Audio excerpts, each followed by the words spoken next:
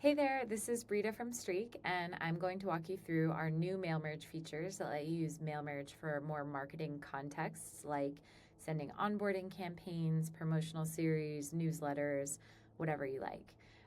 So just a quick background, our mail merge lets you send personalized mass emails from your Gmail inbox to your contacts in Streak.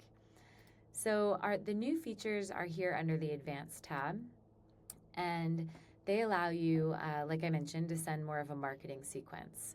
So you can adjust all of these features individually, or you can just come right here and hit enable and convert to a marketing sequence. But I'll walk you through what they all do first. So typically the way mail merge has worked in the past is that anytime you get a reply, it's going to pause the rest of your sequence. And that's because a lot of times the goal has been to get a reply for, think about like lead qualification or something like that. But if you're sending an onboarding campaign or a series of newsletters or promotions, you still want to keep sending even if someone asks a question. So you can toggle this on or off now, and you'll see this corresponding feature about ignoring out of office and vacation responders. So we can now auto detect those types of responses when someone's on vacation or out of the office, and you can ignore those when considering whether or not to pause the sequence. And finally here we have unsubscribe links that you can now include in your mail merges.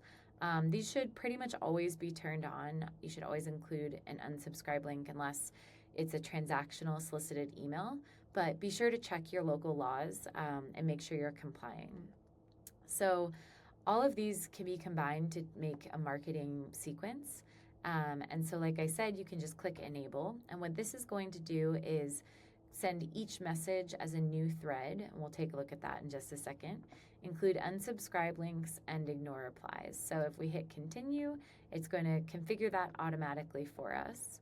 And then if we head back to the series of messages, you can see here by clicking on this that this is set to follow up as a new thread versus as a reply.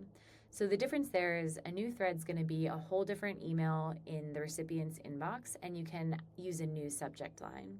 So typically for a marketing email, a marketing sequence, each email that you send is going to have a different topic or some different kind of promotion or call to action that you're trying to do.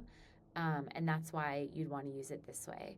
So you can see here that you can update the subject line, and it's going to create a different subject from the first message.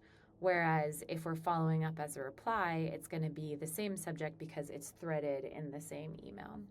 So I hope this is helpful, and that you're able to use this to really expand kind of the marketing context and continue interacting with your contacts in Streak.